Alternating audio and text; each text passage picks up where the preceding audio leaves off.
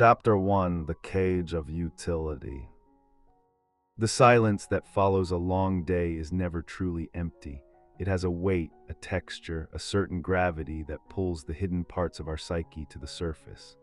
For most of us, this silence is uncomfortable. We rush to fill it with the white noise of digital consumption, with another podcast, another notification, another scroll through a curated reality. Why? Because silence is a mirror. We have become so accustomed to measuring our lives by their utility. We exist in a culture of functional completeness, where a person is seen merely as a collection of outputs: the emails sent, the deals closed, the strategic smiles maintained in boardrooms filled with people we barely know.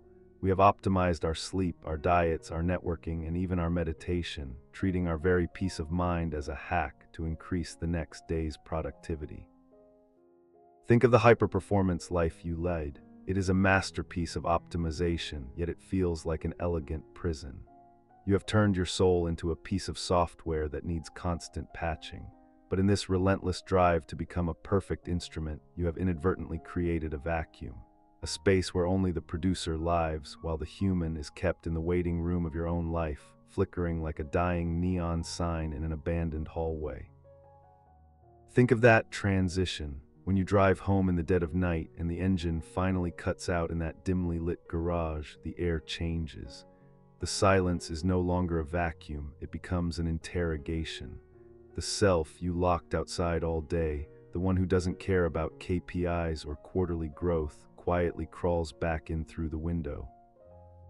It sits there in the passenger seat, uninvited and undeniable. It is not loneliness you are feeling.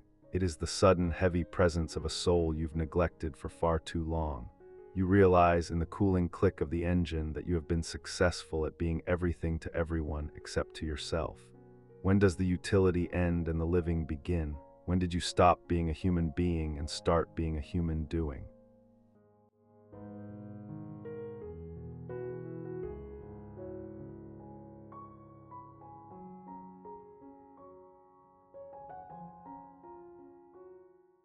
Chapter 2: The Friction of Reality. Why does the life you didn't lead feel so vivid? Why does that other version of you, the one who stayed in that quiet coastal town, or the one who chose the arts over the corporate ladder, haunt you during the drive home? Psychology calls this counterfactual thinking, but in the middle of the night, it feels more like a haunting. We are all haunted by the ghosts of our potential selves. You see him in your mind, the version of you who didn't take the safe path, who didn't prioritize the mortgage or the title. He looks happier, doesn't he? He looks lighter. But you are falling into a psychological trap, the halo of the unlived. You are mourning a ghost, and the problem with ghosts is that they don't have to deal with the messy reality of being human. You are looking at a path not taken through a golden, filtered lens. In your imagination, that unlived life is a masterpiece. It has no mundane Tuesdays. It has no betrayal, no tax audits, no slow decay of passion, and no crushing boredom. It is a curated dream, a life without gravity. But the truth is, reality is defined by friction. Every path you actually walk has the grit of daily survival. The reason the unlived life haunts you is precisely because it never had to face the friction of existing. It remains perfect only because it remained impossible. We spend our success mourning our possibilities, comparing our messy, raw, and exhausted present with a polished, imaginary masterpiece. Think of a diamond. It is not created by light. It is created by pressure and friction within the dark earth.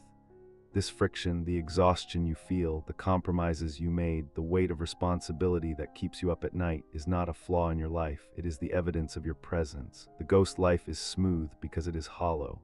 It is a house with no one inside. You are here in the dark, in the friction, and that is where the soul is forged.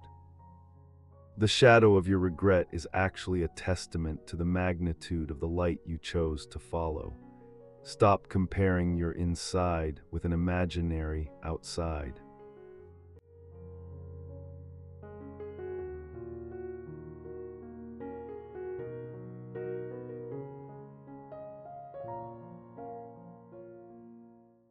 Chapter 3: The Alchemy of Amor Fati.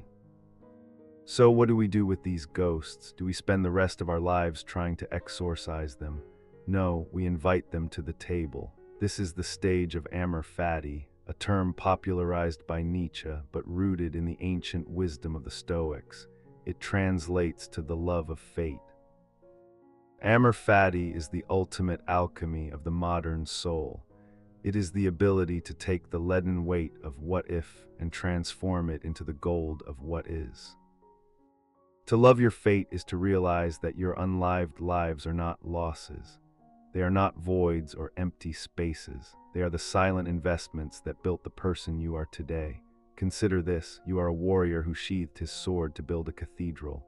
You might miss the battlefield, you might miss the adrenaline of the charge, but the sword hasn't disappeared. Its steel is now infused into the very stone of the walls you've built. The passion you didn't spend on a wanderer's life is now the intensity you bring to your leadership.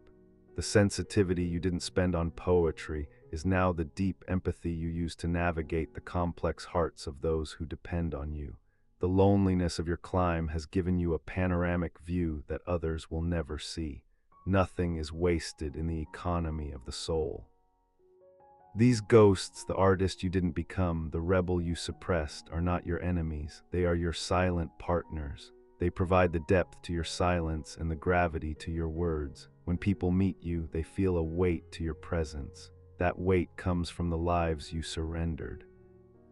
When you sit in the stillness of your achievement, don't look for what is missing. Don't look for the holes in the fabric.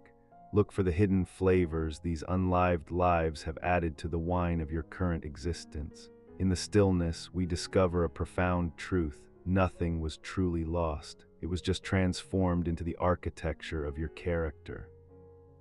The engine has cooled, the garage is silent, the soul is home. Embrace the friction, love the fate, still bloom.